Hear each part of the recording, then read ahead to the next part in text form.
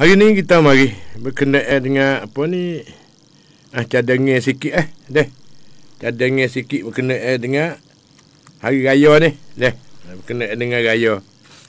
Iaitu berkenaan dengan semaya raya. Semaya raya Aidilfitri ataupun Aidil Adha. Iaitu semaya 2 hari raya itu semaya 2 rakaat pada hari raya fitrah, iaitu nama dia Aidilfitri. Jatuhnya pada awal bulan Syawal. Ni semaya raya Aidilfitri. Dan semaya pada hari raya haji Aidil Adha. Tidak. Aidil Adha. 10 hari bulan Zulhijjah pada tiap-tiap tahun. Hukumnya sunat muakkad di atas tiap-tiap orang Islam, lelaki dan perempuan, merdeka dan hamba, yang bermukim atau musafir. Waktunya mulai terbiah, mulai terbit matahari pada hari-hari, pada pagi-pagi hari itu hingga gelincir matahari. Ni waktu semaya 2 hari raya. Iaitu nak semaya raya Aidilfitri, raya puasa tu. Lepas kita Lepas ni kita ni nak sambut ni iaitu raya haji Aidil Adha. Mulai daripada mana waktunya? Dia ada waktu juga semaya raya ni. Waktu mulai terbit matahari. Kedua-dua raya saat itu. Terbit matahari pada pagi-pagi hari itu hingga gelincir matahari. Ataupun hingga masuk waktu zuhur. Habis semaya raya. Lepas pada tu tak ada semaya dah raya. Ni dia ada waktu dia. Ada masa dia. Sebagai ambil pahaman dia. Mau faham belakang dah. Ni perangat yang ni. Lepas tu niat mandi hari raya. Niat mandi pada hari raya. Nawaitul ghusla min yaumi Aidil Adha. Raya terus lepas dah. Ni nak royak niat mandi hari raya takut cacuk. Niat mandi hari raya haji. Nawaitul ghusla min yaumi Aidil Adha sunnatan lillahi ta'ala. Niat dalam hati sahaja aku mandi daripada hari raya haji. Sahaja aku mandi daripada hari raya haji. Sunat kerana Allah Ta'ala. Lepas tu pada niat semaya hari raya. Ni tak ada payah kita ambil buat mudah-mudah ni Tak ada mudah, tapi kena buat rukun tukuk syarat. Niat semaya hari raya haji. Usalli sunnata Aidil Adha. Adha. Dengan dha' Adha. Dengan ha halu. Aidil Adha. Raka'ataini lillahi ta'ala. Kalau kita semaya dengan terimam saat ni tu, raka'ataini ma'muman lillahi ta'ala. Niat dalam hati saja aku semaya sunat hari raya haji 2 rakaat tunai makmuman kerana Allah Ta'ala. Allahu Akbar semaya. Tidak. Lepas tu turut imam. Tidak. Lepas tu cara-cara bersemaya raya. Disunatkan semaya hari raya itu dengan berjamaah. Dengan we kejap, we pahal, we kena. Kita boleh beramal bersama. Lepas tu sama-sama lalu dah. Ingat boleh royak anak cucu cicit, mengajar anak cucu cicit pula. Begitulah bertapis-tapis mari. Orang tahu kena ajar orang tak tahu. Orang tak tahu kena mengaji dengan orang tahu. Pas orang mengajar pun jangan dia kelolo main weh. Namun dia pergi hok kelolo tu jadi sungguh. Banyak tu kelolo pun ada, kadang-kadang jangan kelolo. Nak mengajar hak sungguh. Jadi sungguh. Cara-cara bersemaya raya, disunatkan semaya hari raya itu dengan berjamaah. Niat mengakakkan takbiratul ihram, Allahu Akbar, dan baca doa iftitah. Allahu Akbar kabira walhamdulillahi katsiran wa subhanallahi bukratan wa asila. Tengah sud ni doa iftitah baca. Setelah selesai, hendaklah mengakak takbiratul ihram. Takbir 7 kali. Nama cacuk dengan takbiratul ihram. Takbiratul ihram mula-mula nak masuk semaya tu, sudah niatkan Allah Akbar, tu takbiratul ihram. Lepas tu baca doa iftitah. Lepas tu hendaklah mengakak takbir 7 kali. Pada rakaat yang pertama, terus membaca Fatihah. Dan baca Fatihah sudah dah, dan Sabbih isma rabbikal a'la allazi khalaqa fasawwah hingga akhir. Kalau membaca surah-surah yang lain pun tidaklah merusakkan semaya raya itu. Bacalah surah mana pun deh. Dan di antaranya satu takbir dengan takbir yang lain. Hendaklah membaca tasbih di antara takbir dengan takbir yang lain sana itu deh. Baca belah mana tasbih? Ialah subhanallah walhamdulillah wala ilaha illallah wallahu akbar. Ni kita duk mengapa dah, bila duduk matang duk mengapa dah. Ingat mulut dah. Baca subhanallah walhamdulillah wala ilaha illallah wallahu akbar di antara takbir sana itu.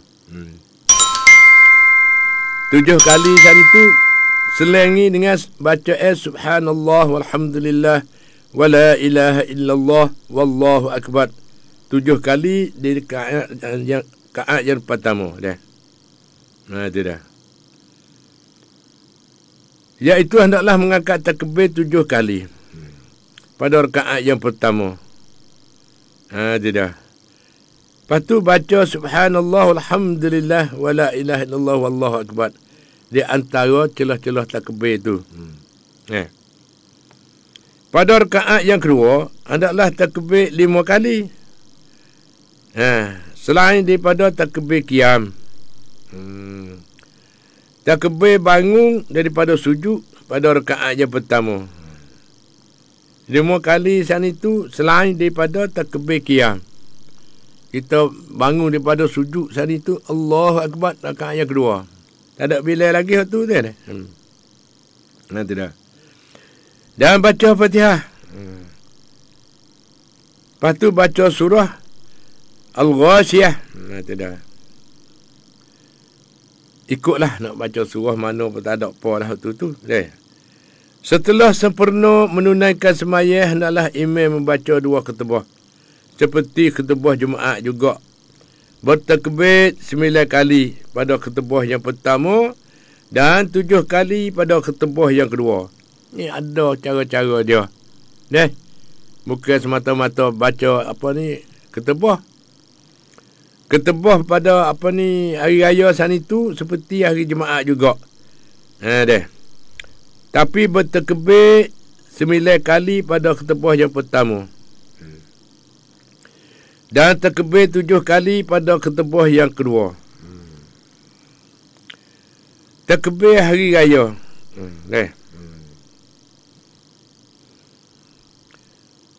Iaitu Allahu Akbar, Allahu Akbar, Allahu Akbar.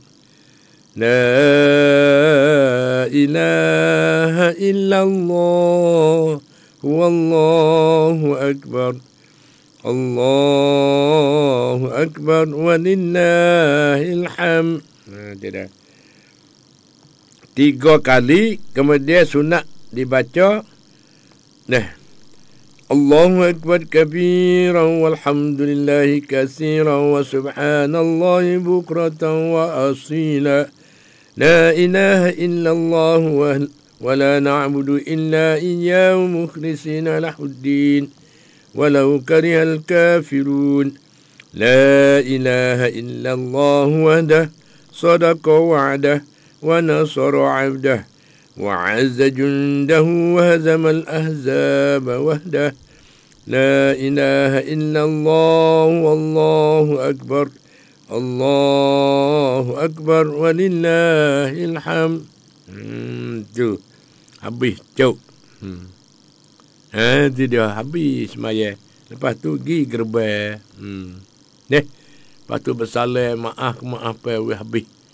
Ada salah silih ke apa, minta ampun dan maaf. Begitulah sedang mengayu rahmati cara-cara semaya hari raya dengan cara reka-reka. Lepas pada tu kita mari nak sambung berkenaan dengan harus mengambil berkat bekah-bekah orang soleh. Harus kita mengambil berkat bekah-bekah orang soleh. Malah mana sedang pengajar mati sekalian. Tidak. Iyalah sedang pengajar mati sekalian. Mengikut apa ni kata Imam Nawawi, ada hadis menunjukkan boleh mengambil berkat dengan asar, iaitu bekah-bekah orang soleh. Mengambil berkat dengan lebih-lebih makanan mereka dan minum-minuman mereka dan seumpamanya. Dan nyata berkat bekah Nabi sallallahu alaihi wasallam ada dengan dalil an Jabir ibni Abdullah yaqulu. Maritu fa'ata mana? Fa'atani Rasulullah sallallahu alaihi wasallam. Rasulullah sallallahu alaihi wasallam ya'uduni fawajadani qad ughmiya alayya fa'ata wa ma'ahu Abu Bakr wa Umar wa Utsman wa huma mashiya fatawadda'a Rasulullah sallallahu alaihi wasallam wa sabba alayya min wudu'i.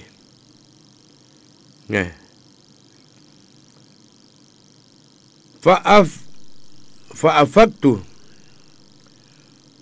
sahih rawahu Tirmizi. Daripada Jabir bin Abdullah, hadis ni katanya aku sakit, maka aku datang kepada aku Rasulullah sallallahu alaihi wasallam menjarahi aku, maka didapatinya aku telah penyesang dan datang sertanya Abu Bakar dan Umar. Dan keduanya berjalan kaki serta Rasulullah sallallahu alaihi wasallam. Maka Rasulullah sallallahu alaihi wasallam pun mengambil air semaya, lalu dituangnya atas aku. Daripada air semayanya itu, maka hilanglah mana pingsan pengasai aku tu. Air semaya baginda itu ditadah orang, kemudian diranciskan ke atasku, mengeciklah mana kata mari sapu-sapu ke atas orang sakit sana itu dengan air bekas air semaya Nabi sallallahu alaihi wasallam itu. Mana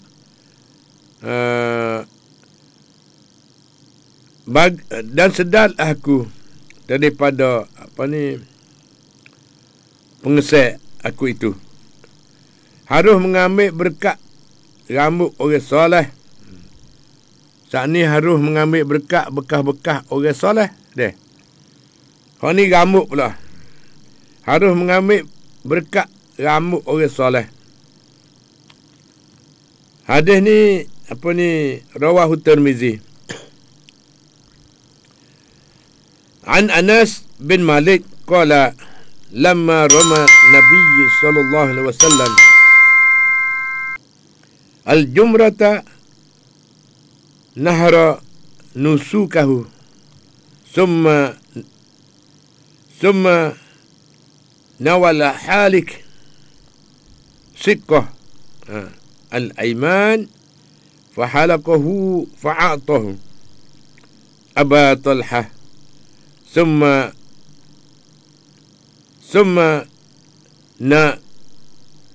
نواله شقه الأيسر فهلكه فقال أقسمه بين الناس صحيح رواه الترمذي. Sira pengajar hati sekalian, di hari ini alhamdulillah kita mari tu dah. Ambil faham kata satu hadis ni hadis yang harus mengambil berkat rambut orang soleh. Dengan molek bukan benda syirik ni. Tu dah. Kerana ada satu hadis memberi penerangan kata hadis ni rawahul Tirmizi. Ialah daripada Anas bin Malik.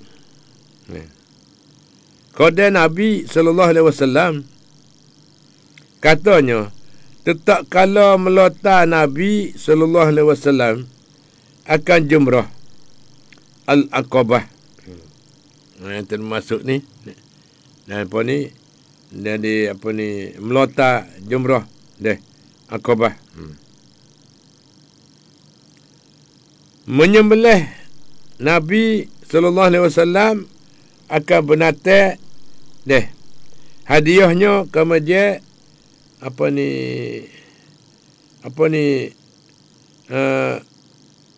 dia ada dihalakkan tukar cukur itu.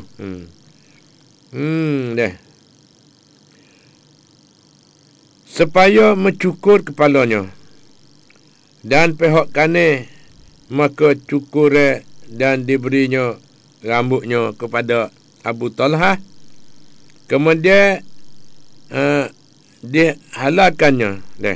dihalalkannya ataupun mencukur pihak kiri pula dan dicukurnya, maka sebenarnya bahagi-bahagi akan dia rambut itu.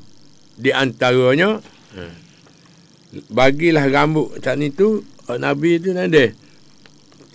di antaranya manusia sekalian manusia, supaya semua mendapat berkat belaka.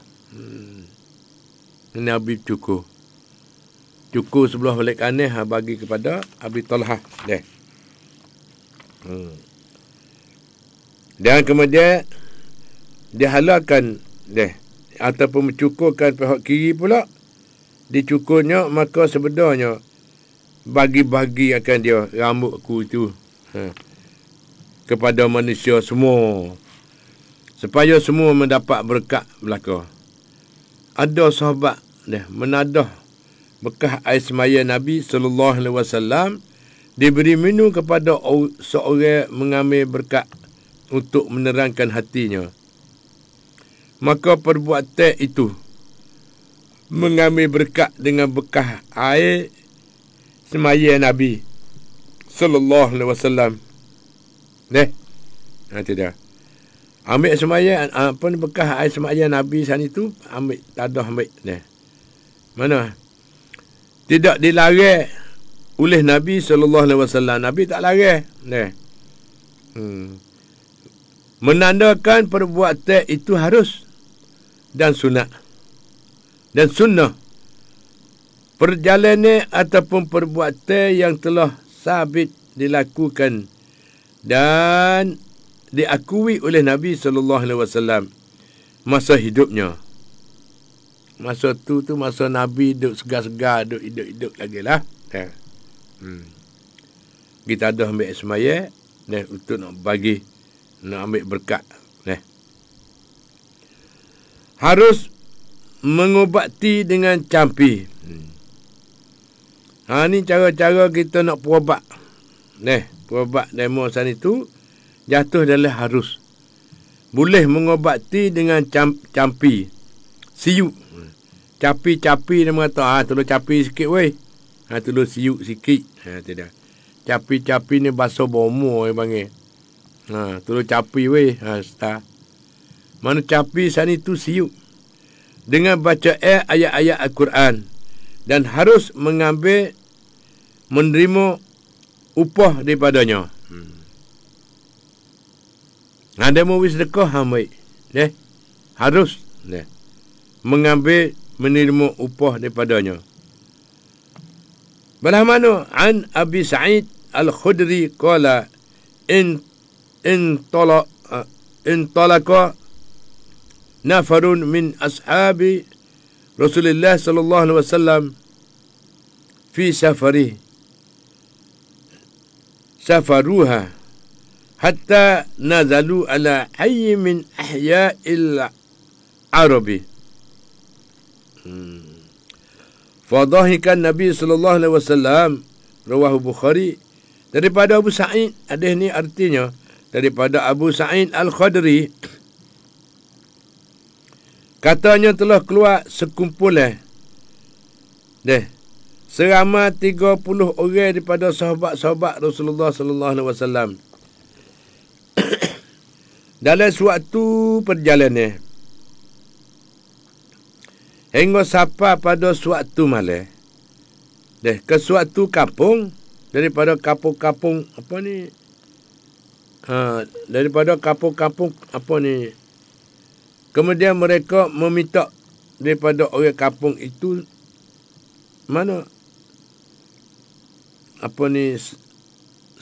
supaya diterima mereka menjadi daif, tetamu, supaya menjadi tetamu mereka, menupai duduk di situ. Tetapi permintaan mereka tidak diterima.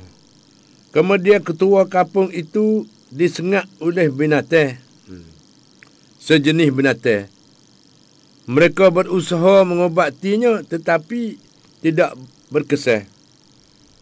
Kemudian orang kampung itu pergi cari sahabat-sahabat itulah, berkata bahawasanya ketua kami telah disengat oleh binatang, terlampau sakit, kegelapan.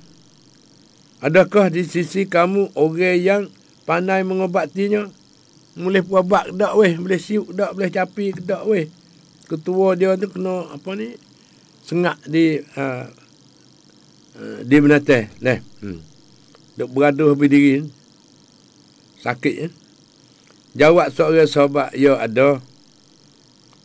Aku, demi Allah boleh mencapi, tetapi demi Allah sesungguhnya kami telah meminta menjadi tetamu daif kamu dan kamu tidak sudi menjadikan kami sebagai tetamu kamu. Nak minta tupai demo tak terima saat ni. Jadi ceritanya ialah minta tupai hidup jokai rumah dia pun tak boleh. Lalu tu dia saat ni duduk di duduk satu tempat. Kemudian ketuanya kena ketik disengat, kena sengat di benda-benda aja sengat sana itu sakit gelepar di tak ada orang nak buat dah. Kita usaha berdiri dah. Lalu tu pergi jemput demo sana ni. Demo mari nak tupai duduk dengan dia sana itu, iaitu sahabat Nabi. Lalu tu menjadikan kami sebagai tetamu kamu, kerana itu maka tidaklah aku hendak mencampikannya hingga kamu sanggup membayar upah untuk mencapikannya itu. Maka mereka sanggup membayar upah untuk mencapinya sebanyak 30 ekor kambing. Setelah mendapat persetujuan di atas perjanjian tersebut, maka pergilah sahabat kepada ketua kampung yang disengat binatang itu. dengan capi ayat Al-Quran, membaca Fatihah, alhamdulillah itulah. Baca Fatihah,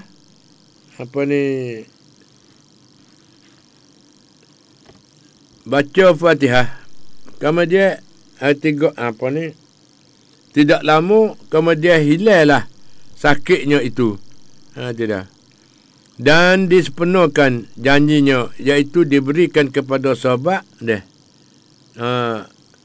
Itu sahabat bomo capi itu 30 ekor kambing. Kata sahabat bomo capi itu kepada kepada rakan-rakannya, jangan buat apa-apa dengan kambing itu hingga kita ceritakan kepada baginda Rasulullah sallallahu alaihi wasallam. Kemudian kita lihat apakah yang akan diperintah kepada kita. Setelah itu mereka datang kepada Rasulullah sallallahu alaihi wasallam menceritakan hal ini. Maka baginda bersabda, apakah tahu engkau bahawa ayatnya iaitu Al-Fatihah menjadi sebagai capi mana peneluk yang boleh diambil upah kerananya. Kemudian baginda bersabda, bahagikanlah kambing-kambing upah capi itu di antara kamu dan jadikan untuk aku bersama kamu sebahagiannya. Dan akhirnya maka ketawalah junjungan Nabi sallallahu alaihi wasallam, menyukakan hati sahabat-sahabat itu dan menerang bahawa perbuatan mereka itu mengambil upah capi itu halal. Itu dia. Ini mengikut hadis. Lalu tu sedang mengajar mati sekadar itu mengikut kehendak kita lah. Lepas tu aturan cara capi dia. Aturan capi dengan Fatihah itu.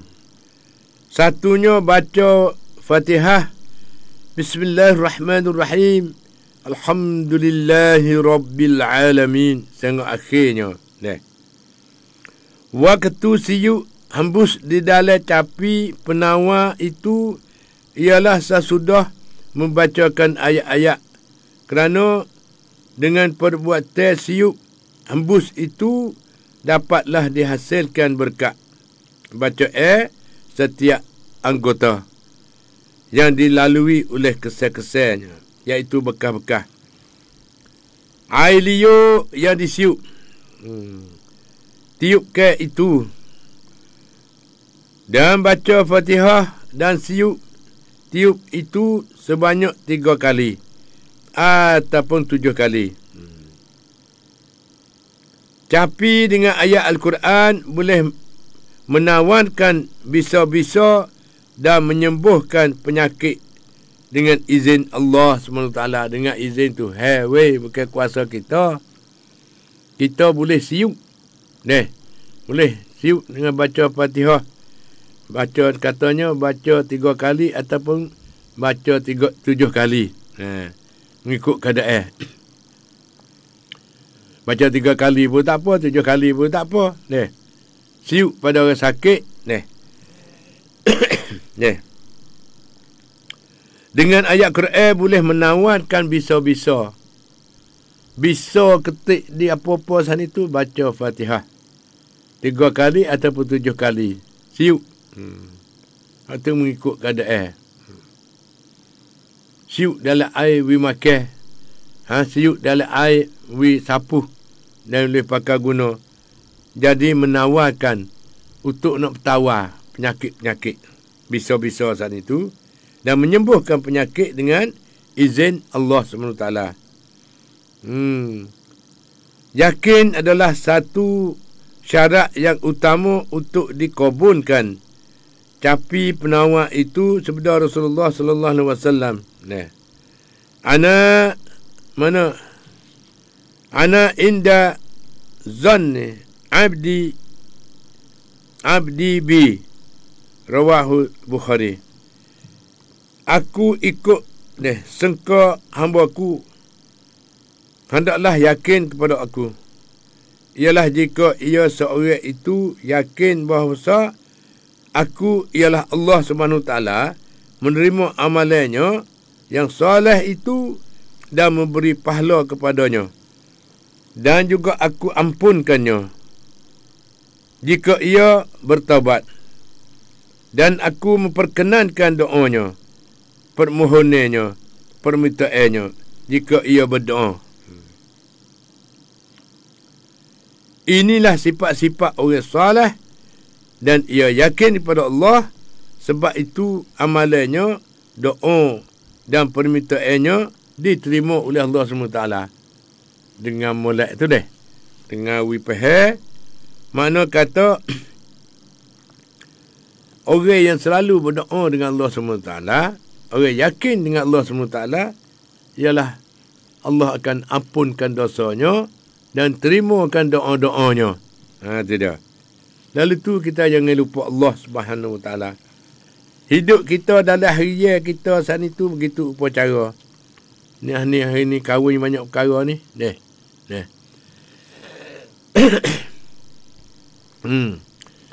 Iaitu, dan lagi pula contoh-contoh campi itu Jibril campi Rasulullah sallallahu alaihi wasallam. Campi Jibril kepada Nabi sallallahu alaihi wasallam. An Aisyah annaha qalat kana idza istaka Rasulullah sallallahu alaihi wasallam waqahu Jibril qala bismillah, amana bismillah yubrika wa min kulli da'in yasfika, rawahu Muslim. Dari Siti Aisyah bahwasanya ia berkata, adalah Rasulullah sallallahu alaihi wasallam apabila sakit dicampikan oleh Jibril, katanya, dengan nama Allah yang menyembuhkan penyakit engkau. Dan daripada tiap-tiap penyakit ia menyembuhkan engkau. Campi Nabi sallallahu alaihi wasallam kepada orang sakit ialah an Mashrub an Aisyah qala kana Rasulullah sallallahu alaihi wasallam idza istaka minna insanun mana masahahu biyaminihi summa qala azhibil ba'sa rabban nas wa asfi anta syafi la shifaa illa shifauka shifaa la yughadiru saqama, rawahu Muslim. Daripada Masruq, daripada Siti Aisyah isteri Nabi sallallahu alaihi wasallam. Daripada isteri Nabi sallallahu alaihi wasallam. Malah mana? Iaitu katanya adalah Rasulullah sallallahu alaihi wasallam apabila sakit seorang manusia daripada kami, ia baginda berkata, berdoa, wahai Tuhan manusia, hilangkan sangsaranya ini dan sembuhkan penyakitnya. Engkaulah yang menyembuhkan penyakit. Tidak ada yang boleh menyembuh melainkan engkau jua sembuh yang sebenarnya. Ada satu lagi, masa kita berkat sangat dah ni. Dia dengan waktu subuh. Gok anak cucu cicit cocok. Adik gok abai gok adik biar bangun dulu, bangun kerja tolong goyak kena hidupkan. Nawi hidup hati ialah hidup amalan. Kalau tidak ada amalan, hati mati. Kalau ada amalan, hati hidup. Begitulah sedang mengajar umat sekalian. Lepas tu satu kita sebagaimana satu riwayat dia. Riwayat Muslim bahawa Nabi SAW apabila sakit, ia capi siup atas dirinya sendiri dengan baca Qul a'udzu birabbil falak, Qul a'udzu birabbin nas, dan sapu dengan tangannya. Nabi sakit sendiri. Nabi baca Qul a'udzu birabbil falak dan baca Qul a'udzu birabbin nas dan sapu dengan tangannya. Itu dah. Mana kata Nabi baca tu ciut tangan, lepas tu sapu di tempat sakit dia, di tubuh dia. InsyaAllah kita pakai beramal bersama, mudah-mudah cara-cara kan kita nak perawat kita dengan capi orang panggil, dengan doa-doa. Dan jangan capi siup dengan perkataan syirik, dan jangan benarkan campiye demikian itu salah pada hukum syarak. Nak capi pun kena molek weh, kata weh kena, takut jadi syirik. Capilah dengan ayat-ayat Al-Quran dan pohonlah kepada Allah SWT. Capi dengan ayat Al-Quran, bacalah daripada Fatihah. Sebagaimana saat ni Fatihah 3 kali ataupun 7 kali, siup pada orang sakit, orang kena ketik disengak gapo saat itu, baca tu. Dan baca lain pun boleh juga. Dan Nabi tu masa dia sakit saat itu, Nabi baca Qul a'udzu birabbil falak dan Qul a'udzu birabbin nas, dia sapu sebab dia sakit. Tapi jangan sebut perkataan yang menyirikkan dengan Allah SWT. Lalu tu sedang mengandung hati sekalian. Ajah mak pun usaha dah cara-cara nak lepas daripada benda syirik, benda apa saat itu, benda balah mana, ada upacara dia. Dan sebagaimana kita buat apa-apa, jangan menyirik dengan Allah SWT. Baca ayat Quran, bacalah ayat mana-mana pun. Lepas tu dengan berkatnya ayat suci Al-Quran Al-Karim dan berdoa kepada Allah SWT, Engkaulah ya Allah yang menyembuhkan penyakit. Engkau yang kuasa, orang lain tidak ada kuasa. Tu duduk situ. Tidak. Jangan lupa Allah sudah. Capi boleh. Lepas tu maka upah boleh. Dengan dalil. Ada dengan dalil saat itu Nabi tak ada kata apa. Seorang sahabat pergi berubat ketua kampung yang sakit, ketik sengak dia penama tak tahulah. Tapi pergi capi. Dia baca Fatihah 3 kali, siup. Lepas tu hingga penyakit tu. Jangan lupa Tuhan boleh hingga, bukan kita. Tu dia. Dan nak minta apa ni, doa dengan Allah SWT. Nak mengendah diri dengan Allah SWT. Dengan berkat, dengan apa ni, dengan nak sembuh saat itu, ya dengan kuasa Allah SWT. Minta Allah menyembuhkan. Itu dia. Segala penyakitnya. Begitulah sedang mengajar hormati sekalian. Lepas tu masa kita pun sapa dah. Begitulah sedang mengajar hormati sekalian.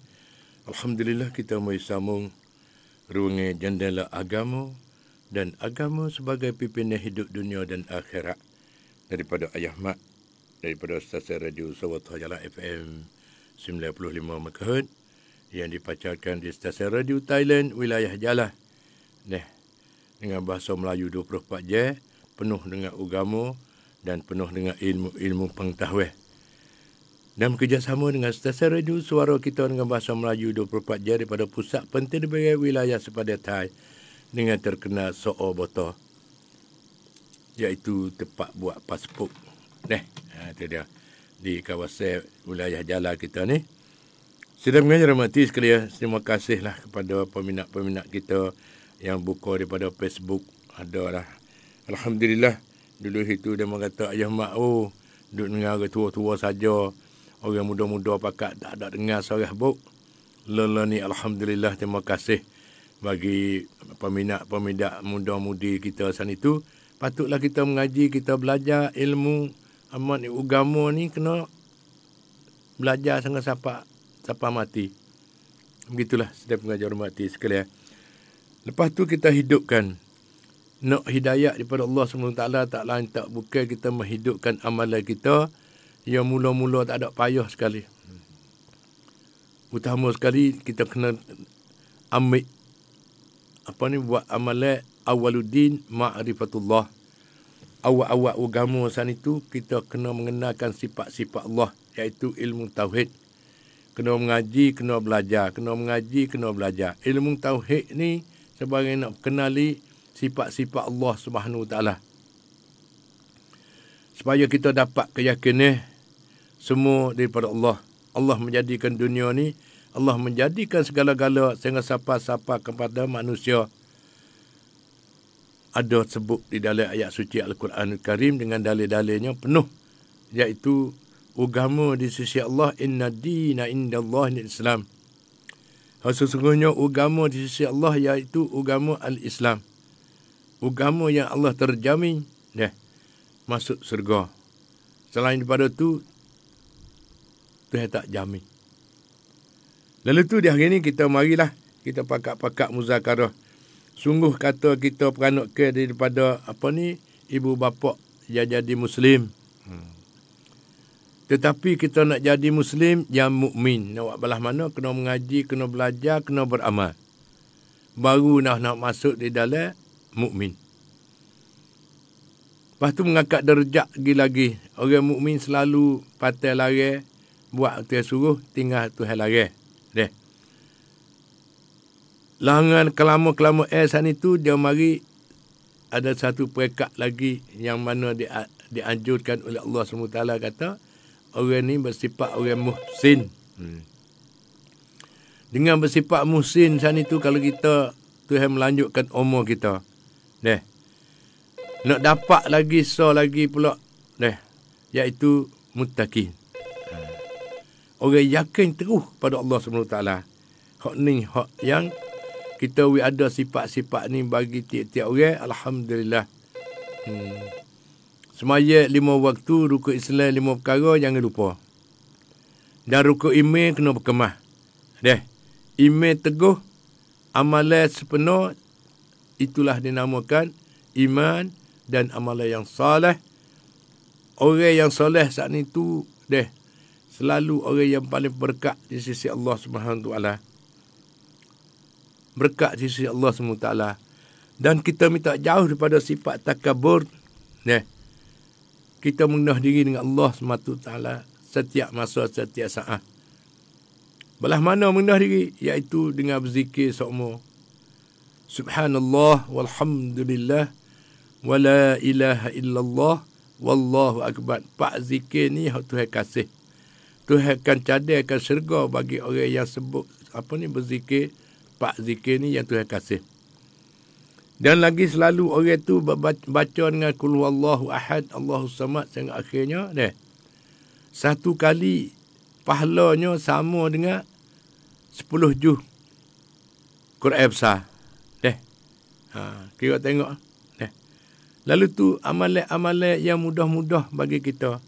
Bagi orang awam, orang yang seperti kita, mutabak yang paling orang ramai-ramai, orang biasa lah.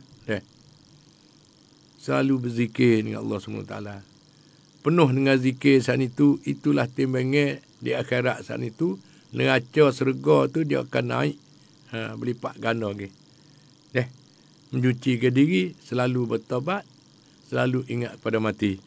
Jauh daripada sifat takabur, kita mengenal diri pada Allah SWT. Lepas tu, kita mari sambung sikit lagi berkenaan dengan hari raya ni. Tak ada apa dah, dah mau siap belakang dah.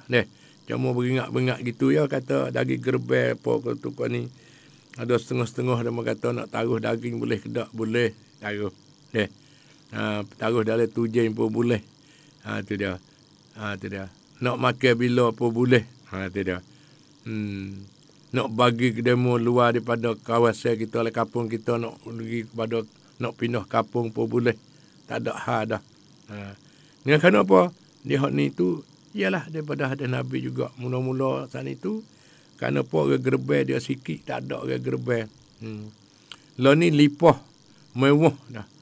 Dengan kampung-kampung, setiap kampung saat itu, tepi-tepi jalan negeri lah. Di mana-mana saja ni. ada gerbang, daging gerbang. Tetapi loloni tu setakik semua dak kata ada deh. Tapi sungguh kata setakik, tapi kuasa daripada Allah sana itu tak lain tak bukan.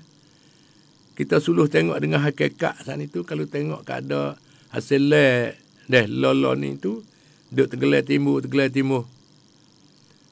Tetapi rezeki dan nikmat daripada Allah, rahmat daripada Allah sana itu tidak terhingga. Di mana ada orang beriman teguh banyak di situ murah rezeki. Dan bagikan rezeki, bagikan pahala-pahala.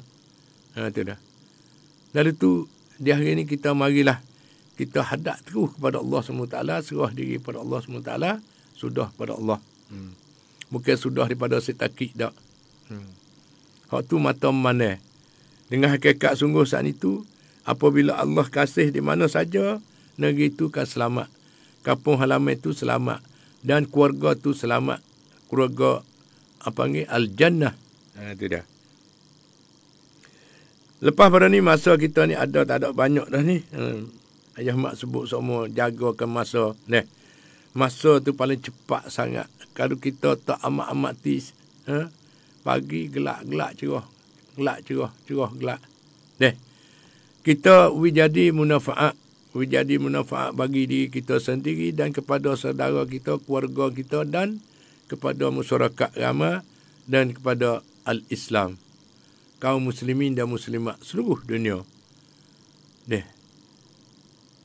Ni lala ni alhamdulillah ayah mak boleh duk tengok di TV Malaysia. Kita tengok dia ada dengan secara langsung daripada Mekah tadi tu deh. Alhamdulillah cadangnya amuh tertik moleknya hujat Malaysia.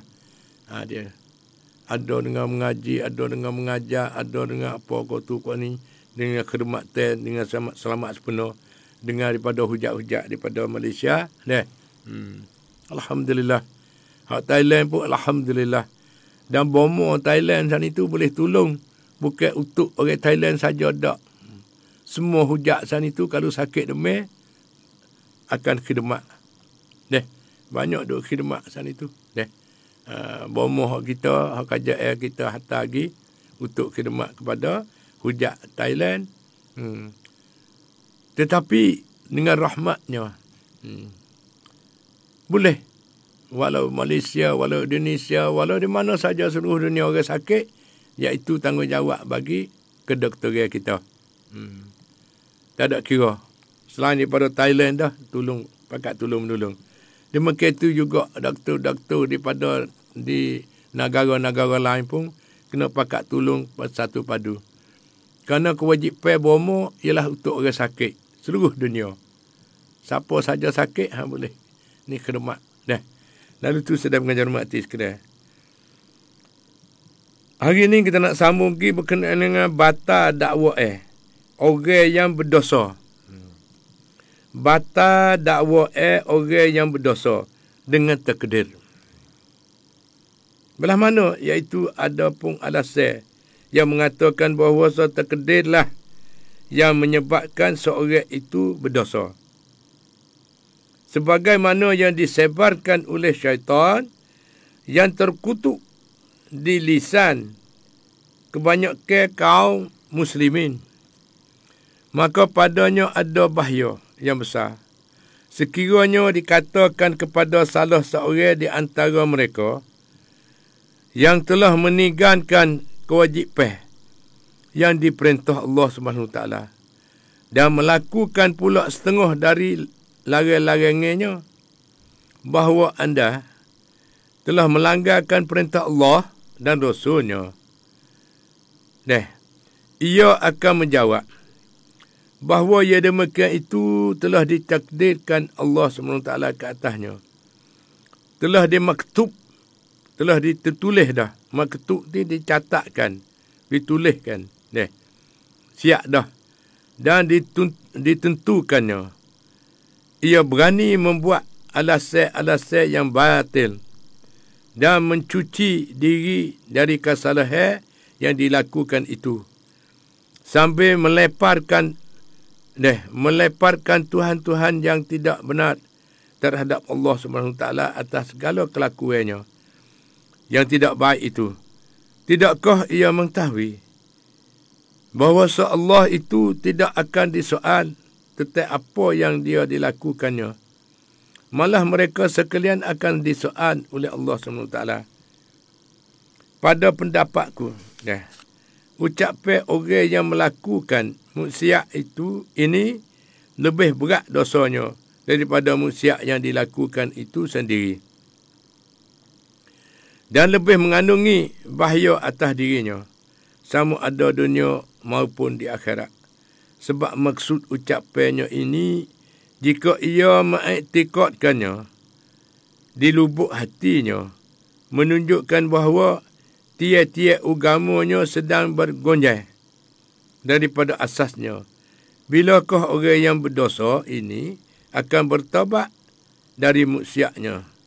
Bilakah ia akan menyesatkan ia atas segala perbuatannya dan buruk itu? Perbuatan yang buruk itu. Bilakah ia akan meminta ampun sedang ia tiada mengaku bahawa segala perbuatan dosa itu dilakukan dengan kehendak-kehendaknya?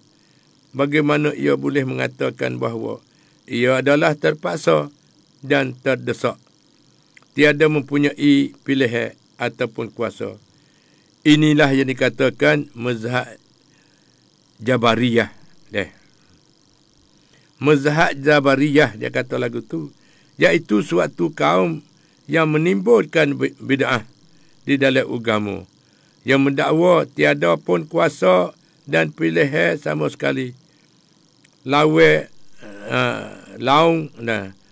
kaum ini.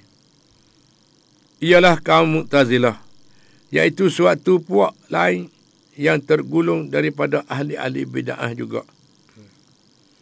Adapun kepercayaan ahli haq, puak yang sebenar saat itu, ni kita boleh mengambil iktibar. Kita nak beramal ni mengikut kepercayaan ahli haq. Jangan turut ahli Jabariyah dan Mu'tazilah. Ataupun puak ahli sunnah wal jamaah. Ialah puak kita ni yang berdiri di tengah-tengah antara dua puak ini, sesuai seperti mana yang disifatkan oleh setengah ulama, menurut firman Allah SWT, iaitu yang keluar dari antara tahi dan darah sebagai susu yang bersih, sedap dan enak dirasakan oleh orang-orang yang meminumnya. Demikianlah diumpamakan i'tikad ahli sunnah wal jamaah dari kedua i'tikad yang menyeleweng itu tadi. Adapun kepercayaan ahli sunnah wal jamaah, moga-moga Allah gulungkan kita ke dalam gulungan ini dengan rahmatnya. Ialah dengan rahmat belah mana? Satu, tiada berlaku suatu benda pun sama ada kecil maupun besar, melainkan dengan ketentuan Tuhan dan kehendaknya, serta qada dan amanah dan iradatnya. Dan sesungguhnya sekalian hambanya dan perbuatan mereka, sama ada yang baik maupun yang buruk, adalah dicipta oleh Allah Subhanahu Wa Taala.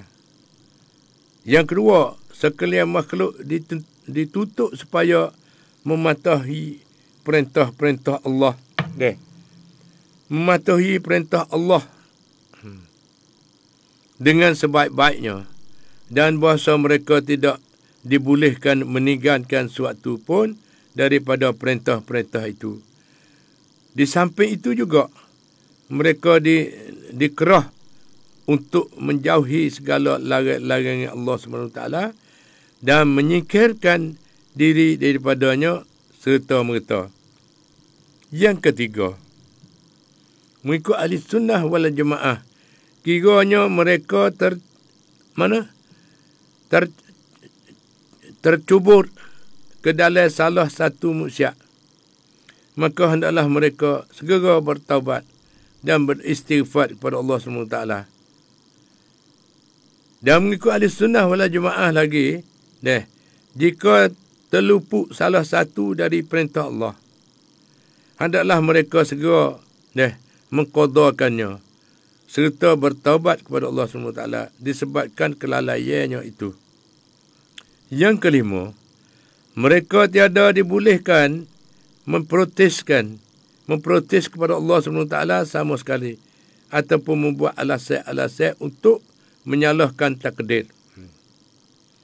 Kerana yang demikian itu tidak benar. Lantaran itu mereka tiada dibenarkan untuk membuat keuzuran. Serupa itu, Allah Subhanahu Wa Taala telah mensifatkan orang-orang ini sebagai musuhnya kerana mereka memprotes kehendak Allah Taala. Lalu Allah pun menolak protes itu serta mencaci sikap mereka yang serang itu. Allah mengancam dakwah mereka dan tidak diterima sambil mendustakan mereka itu. Firman Allah Subhanahu Wa Taala, sidang pengajar hormati sekalian, sayaqulul ladzina asyraku law syaa Allahu ma asyrakna wala aba'ana wala harramna min syai' kadzalika kazzaba alladzina min qablihim hatta zaqu ba'sana qul hal 'indakum min 'ilmi fatukhrijuhu lana in tattabi'una illa adh-dhann wa in antum illa takhrusun qul falillahil hujjatul balighah. Dalam surah Al-An'am ayat 148 sampai 149. Artinya, akan berkata orang-orang yang menyekutukan Tuhan, kalau Tuhan menghendaki, nescaya kami dan bapa-bapa kami tidak akan mempersekutukannya, dan kami tidak akan mengharamkan untuk diri kami barang suatu apa pun. Begitu pula caranya orang-orang yang sebelum mereka mendustakan, iaitu kebenaran Allah SWT, sampai mereka menanggungkan hukum kami. Katakan, adakah kamu mempunyai pengetahuan yang dapat kamu kemukakan kepada kami? Kamu hanya menurutkan persekaan saja, dan kamu hanya membuat kebohongan belaka. Katakan, Tuhan mempunyai alasan yang tepat panggil. Dan firman lagi, sedang pengajar hormati sekalian, dan berkata orang-orang yang menyekutukan Tuhan, kalau Tuhan menghendaki, nescaya kami tiada menyembah barang sesuatu apapun selainnya, baik kami ataupun bapa-bapa kami, dan tidak pula kami mengharamkan barang sesuatu tanpa perintah Tuhan. Begitulah yang diperbuat oleh orang-orang sebelum mereka. Kewajipan para rasul itu hanyalah menyampaikan penjelasan yang nyata. Tidak. Lepas tu beringatlah kita, jangan sampai kamu mengikut jejak langkah orang-orang musyrikin dalam membuat protes terhadap Allah Rabbil Alamin. Lepas pada ni wajib beriman dengan takdir. Tidak pengajar mati sekalian. Memadailah anda dengan hanya mempercayai takdir Allah SWT yang baik dan yang buruk. Lalu anda mengerahkan dirimu untuk mematuhi perintah Tuhan dan menjauhi tegah-tegahannya. Kemudian hendaklah anda sentiasa bertaubat. Sentiasa bertaubat atas kecewaanmu untuk mendirikan segala kewajipan terhadap Allah Subhanahu Taala. Selalulah minta pertolongan dari Allah Subhanahu Taala serta bertawakal kepadanya. Sabda Rasulullah sallallahu alaihi wasallam, iza zukiral qadaru fa'amsiku. Artinya, jika sampai saja kepada sebutan takdir, adalah kamu berhenti. Nabi SAW larang mendalami dalam persoalan takdir. Disebabkan ia mengandungi mana ialah bibit-bibit bahaya dan banyak mudaratnya. Seorang laki-laki bertanya Sayyidina Ali radhiyallahu anhu mengenai takdir. Beliau menjawab, wa bahru amikun fala talijhu wa tariqun muzlimun fala taslukhu. Sirrullah qad khafiya alayka fala tufsih. Artinya, ia laksana laut yang dalam, jangan siapa mendukanya. Ia laksana jalan yang gelap gelita, jangan melaluinya. Ia adalah rahsia yang ditutup Allah kepadamu, jangan membongkarnya. Seorang pembesar negara telah bertanya Muhammad ibn Wasi' radhiyallahu anhu mengenai takdir.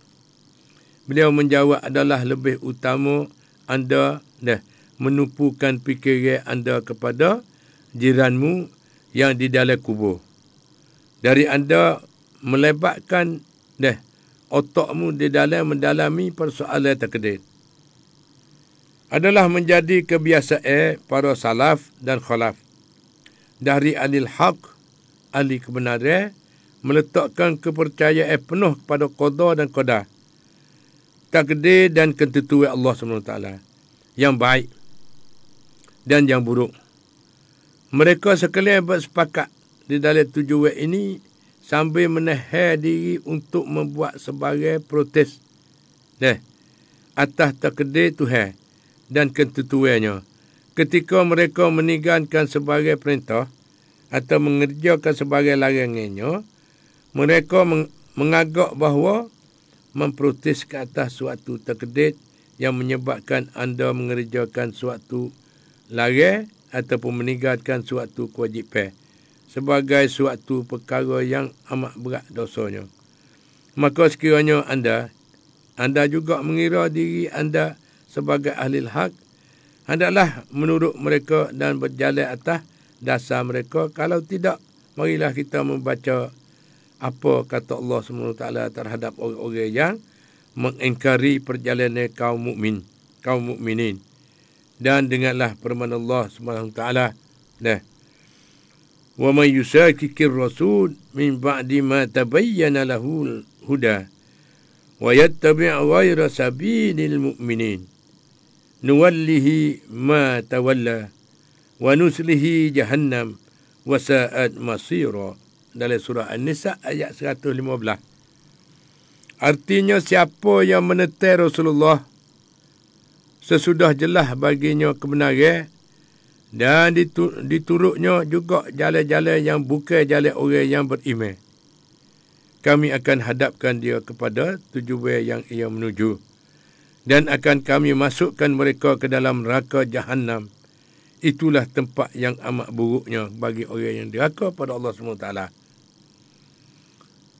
Sesudah itu, hendaklah anda mengetahui, moga-moga Allah menghormati anda, bahwasanya tidak boleh dan tidak wajar bagi seorang mukmin mempercayai di dalam dirinya bahawa tiada salah ataupun tiada berdosa jika ia meninggalkan sebagai perintah yang wajib ataupun membuat sebagai perkara yang dilarang dengan menyalahkan takdir yang menguasai dirinya atas yang telah ditetapkan atas dirinya. Begitu pula sedang mengajar hormati sekalian.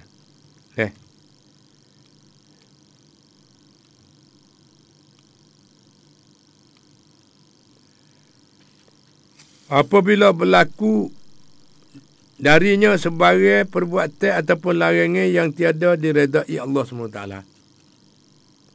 lalu ia membuat alasan dengan takdir dan ketentuan Allah sebagai keuzurannya, padahal ia masih boleh memilih ataupun membezakan maka sudah tentulah ia melakukan suatu dosa yang menanggung dosa yang besar itu. Sidang pengajar mati sekalian, mana kata aku khawatir bala ini juga telah merebak kepada golongan ahli ilmu pengetahuan dan ahli ibadah, lebih-lebih lagi kepada seumum kaum muslimin. Buktinya apabila berlaku sesuatu perkara serupa ini di hadapan kita, tidak pernah kita melahirkan rasa marah ataupun kesan ataupun duka cita. Padahal perkara itu dicela dan dilarang oleh agama adalah kita bertakwa kepada Allah selaku kaum muslimin yang mengetahui bahawa perkara itu adalah terlarang. Dan hendaklah kita menolak dakwah itu. Sebab Allah SWT tidak akan menguzurkan kita di dalam persoalan qada dan qada Allah SWT. Dan tidak akan menerima alasan-alasan batil kita mengenainya selagi kita diberinya kuasa dan pilihannya.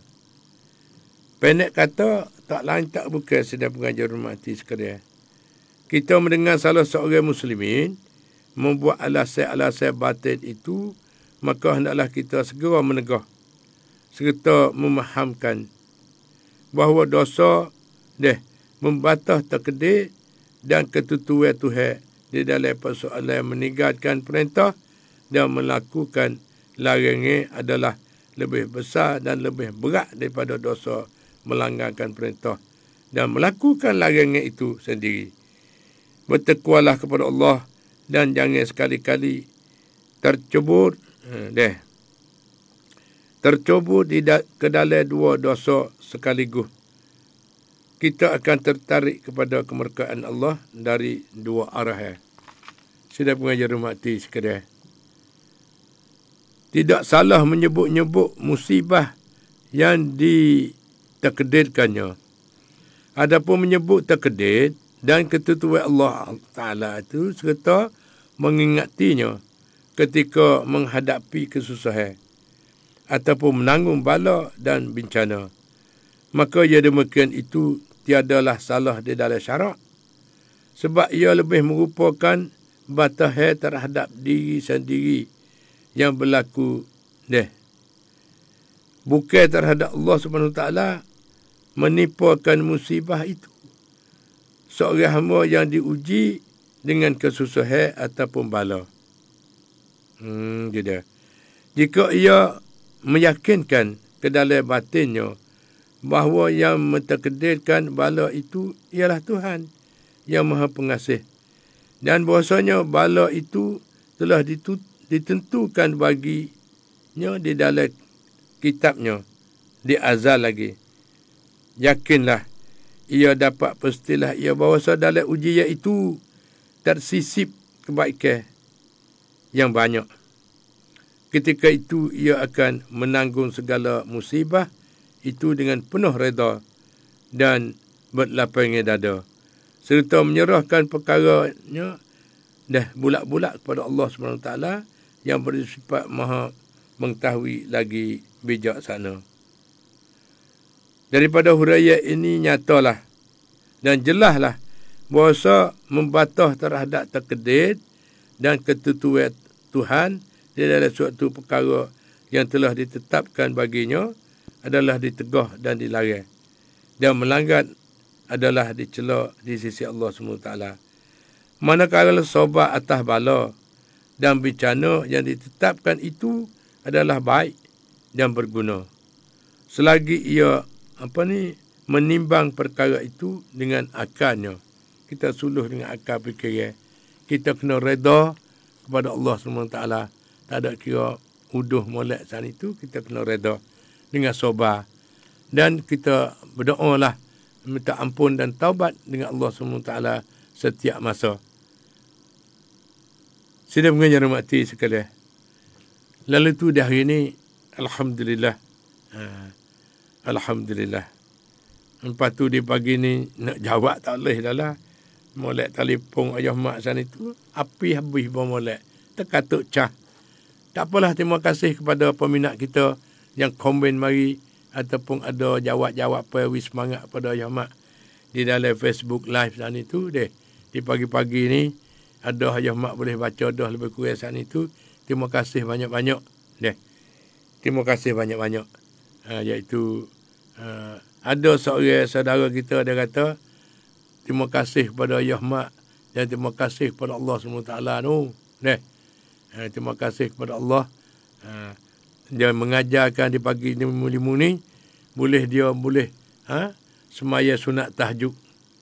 Masya Allah, alhamdulillah dia kata dia boleh jaga, boleh bangun semaya sunat tahajud. Dan terima kasih pada Ahmad banyak-banyak. Nak minta ruangan ni ada sama-sama kerana ruangan ni memberi manfaat dan faedah kepada peminat-peminat kita semua seluruh. Lepas tu dia berdoa. Saudara kita saat ni dia berdoa. Kata mintalah umat Islam semua ni minta duduk dalam iman, kuatkan iman dan beramal yang soleh. Tidak. Lepas tu masa kita ada dalam 45 minit lagi, kita nak buat kesimpulan. Kita nak buat kesimpulan berarti kata mengetahui ilmu fardu ain. Kita nak sambung sikit lagi. Ada 5 minit sana itu. Kita mari tahu ilmu fardu ain. Bahawasanya moga-moga Allah kurniakan kita sekalian sehat, afiat dan keyakinannya. Serta dipimpinnya kita sekalian bersama-sama ke jalan orang-orang yang bertakwa. Bahawasanya wajib fardu ain atas setiap muslim dan muslimah melengkapkan dirinya dengan ilmu pengetahuan. Kerana tidak ada alasan bagi seorang pun dari kaum muslimin untuk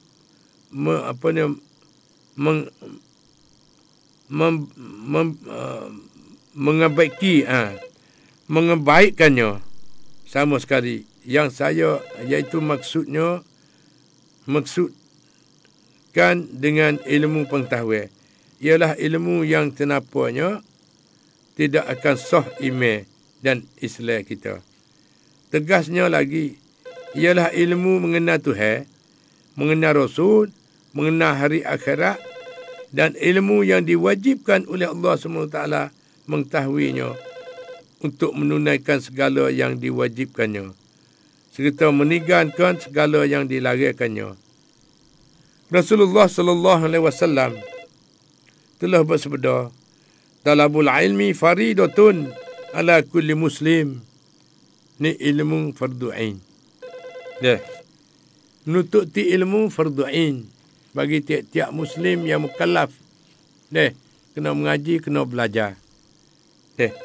Sebagaimana Rasulullah SAW telah bersabda, talabul ilmi faridatun ala kulli muslim.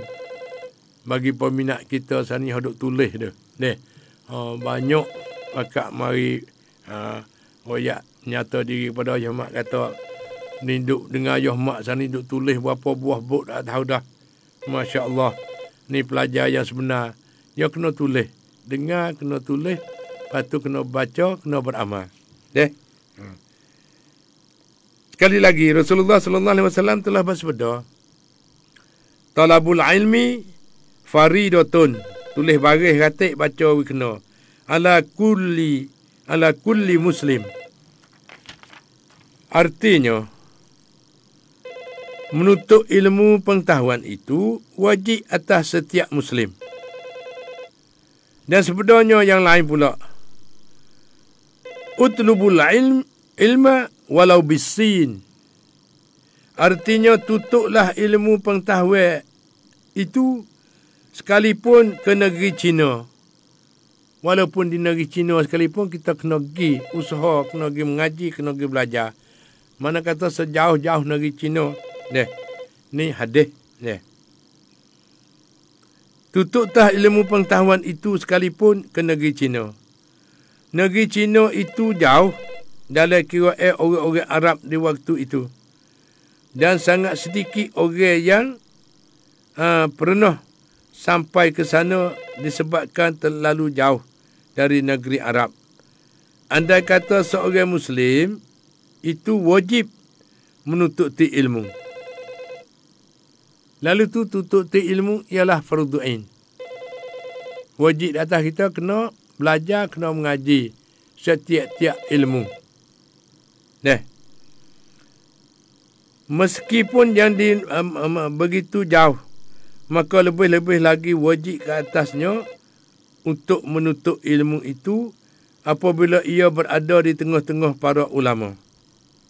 Di mana lebih mudah untuk memperolehnya tanpa banyak belanja ataupun penat lelah. Kita mengaji. Adapun ilmu-ilmu Islam yang fardu ain dapat ditarik kesimpulannya dari sabda Rasulullah sallallahu alaihi wasallam ketika disoal oleh Sayyidina Jibril alaihi salam dalam sebuah hadis yang masyhur. Faqala lahu akhbirni anil Islam, qala an tashhada an la ilaha illallah wa anna Muhammadar Rasulullah, ni Islam. Wa tuqimus salah wa tu'tiz zakah wa tu'tiyaz zakah wa tasumu Ramadan wa tahujjal baita in istata'ta ilaihi sabila. Summa qala lahu akhbirni anil iman. Qala al-imanu an tu'mina billah wa malaikatihi wa kutubihi wa rusulihi wal yaumil akhir wal qadari khairi wa syarrih. Artinya, masa pun dekat sangat dah ni, nak habis dah deh. Kita bersudahi kata, apa dia Islam nak menuntut ilmu? Tuntut ilmu. Mana? Adapun ilmu Islam yang fardu ain. Jadi Jibril, satu ayat hadis yang masyhurkan berikut. Jibril alaihissalam. Disoalkan oleh Jibril alaihissalam. Artinya berkata Sayyidina Jibril, terangkanlah kepada aku rukun-rukun Islam. Jawab baginda, hendaklah anda bersaksi bahawasanya tiada Tuhan melainkan Allah dan bahawasanya Muhammad itu pesuruh Allah. Dan mendirikan sembahyang 5 waktu, keluar zakat, puasa sebulan Ramadan dan menunaikan haji di atas orang yang berkuasa sampai ke Kaabah, ke Baitullahil Haram. Lepas tu rukun iman ni perkara. Begitulah sedang mengajar hormati sekalian. Wajib kita menuntut ilmu, iaitu mengaji cara rukun Islam 5 perkara dan